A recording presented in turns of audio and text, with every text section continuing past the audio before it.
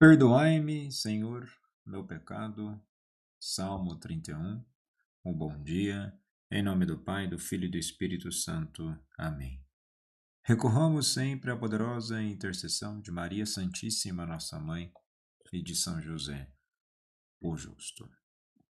E na primeira leitura de hoje, do segundo livro de Samuel, capítulo 24, dos versículos 2 e versículo 9 ao 17. Davi manda recensear o povo. À primeira vista, um ato administrativo. No fundo, porém, um ato espiritualmente desordenado. O texto não condena números, mas a intenção do coração. Davi deseja medir sua força, transformar o dom em posse, o povo em estatística, a promessa em cálculo. E nesse sentido, entra na dimensão de contar o que não se deve. E com isso, temos que o pecado nasce do coração, quando a confiança se torna cálculo. Na Bíblia, contar pode ser pecado quando substitui a confiança. O recenseamento revela a tentação perene do ser humano, segurança sem Deus. Hoje também contamos tudo: seguidores, curtidas, índices econômicos, produtividade, resultados pastorais, número de fiéis, mas esquecemos de perguntar: em quem está a nossa confiança? O coração que precisa medir tudo já não consegue mais abandonar-se? Podemos facilmente responder que a nossa confiança está em Deus? Pensamos nisso? Mas será que a nossa vida traz exatamente e expressa essa confiança? E quando Joabe apresenta o número, o coração de Davi o acusa. O pecado já aconteceu. Mas a consciência ainda fala. Aqui está uma verdade consoladora. Deus nunca abandona o coração que ainda é capaz de arrepender-se. Davi reconhece: pequei gravemente, não culpa o povo, não terceiriza a responsabilidade. O verdadeiro arrependimento começa quando o ser humano para de se justificar. E no mundo atual vivemos uma cultura da desculpa, o sistema, a sociedade e o outro. A Bíblia, porém, educa o coração para dizer: fui eu. A graça não entra onde a culpa é sempre dos outros. E vejamos que, na leitura, há uma consequência que vem. A peste se espalha. Mas o texto dá um detalhe teológico impressionante. Deus vê o sofrimento e se arrepende do castigo. Não é um Deus cruel, mas um Deus que se deixa comover. Quando o anjo estende a mão contra Jerusalém, Deus diz: basta. Em nossos dias marcados por guerras, pandemias, crises morais e espirituais, muitos perguntam: onde está Deus? A Escritura responde: Ele está vendo, ele sofre, ele põe limite ao mal. O castigo não é a última palavra de Deus, a misericórdia sempre o interrompe. E Davi então faz a súplica mais bela do texto: fui eu que pequei, que a tua mão caia sobre mim e minha casa, não sobre este povo. E aqui Davi deixa de agir como rei e começa a agir como pastor. Ele se oferece em lugar do povo, e o texto aponta profeticamente para Cristo. Jesus será o filho de Davi que não apenas se oferece, mas entrega a vida. O verdadeiro líder não é o que se protege atrás do povo, mas o que assume o peso do povo.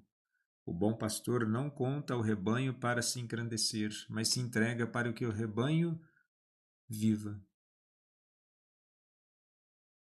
E nós podemos refletir que esse excesso de controle pode gerar uma paranoia, uma neurose, um apego àquilo que é desnecessário. Vivemos também em uma era do controle, o controle da imagem, da economia, da religião e até da fé. Mas a fé bíblica nasce quando aceitamos não controlar tudo. O mundo quer números, Deus quer corações. O mundo quer resultados, Deus quer fidelidade. O mundo quer poder, Deus quer conversão. E Deus não nos salva porque somos fortes, mas porque reconhecemos que somos frágeis.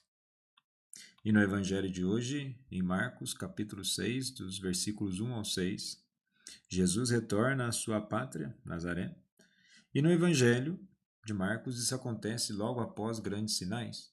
A tempestade acalmada, a ressurreição da filha de Jairo, a cura da mulher hemorrágica. O contraste é teológico, onde há fé, há poder. Onde há familiaridade sem abertura, há escândalo. E o texto diz: escandalizaram-se por causa dele. O termo grego escandalizonto. O escândalo não é moral, mas existencial. Jesus não corresponde às expectativas. Eles conhecem sua origem, sua família, seu ofício. Para eles, Deus não poderia vir do comum. E aqui está algo chamativo. O problema de Nazaré não é a falta de informação sobre Jesus, mas excesso de familiaridade sem fé.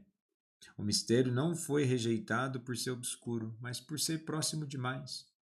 E Jesus cita um provérbio que ecoa toda a história bíblica. Os profetas sempre foram rejeitados por aqueles que pensavam conhecê-los. O profeta só não é estimado em sua pátria. E com isso a incredulidade, a apstia, não é simples dúvida intelectual. Em Marcos, ela significa recusa de entrega, fechamento do coração. Nazaré não nega que Jesus fale bem. Eles se perguntam de onde vem tudo isso, mas não dão o passo da fé. A fé começa quando paramos de perguntar de onde vem e começamos a perguntar para onde ele me chama. E vejamos que ainda no texto há a frase: e não pôde realizar ali nenhum milagre. E essa frase causa um espanto teológico. Jesus não pôde, não por impotência, mas por coerência com o amor. Deus não violenta a liberdade humana. Os milagres em Marcos não são demonstrações de poder, mas sinais da fé acolhida. Onde a fé é rejeitada, o milagre perde o sentido. E nos dias de hoje, muitos pedem milagres, mas recusam conversão. Querem Deus como solução, não como Senhor. Deus não se impõe como evidência, ele se oferece como relação. E no texto, Nazaré não é apenas um lugar geográfico, é um estado espiritual também. Quando reduzimos Jesus a uma ideia, quando achamos que já sabemos tudo sobre ele, quando a rotina religiosa substitui o encontro, quando a fé vira costume sem assombro, então repetimos o pecado de Nazaré. E hoje muitos rejeitam Cristo não por não conhecê-lo, mas por acharem que já o conhecem. A maior ameaça à fé não é o ateísmo, mas a familiaridade sem escuta. E o texto termina dizendo que Jesus se admirou da incredulidade deles. Nos evangelhos, Jesus se admira poucas vezes da fé do centurião e da incredulidade de Nazaré. Isso revela algo profundo. A incredulidade não é natural, é uma escolha. Deus se espanta não com o pecado do ser humano, mas com sua recusa em confiar.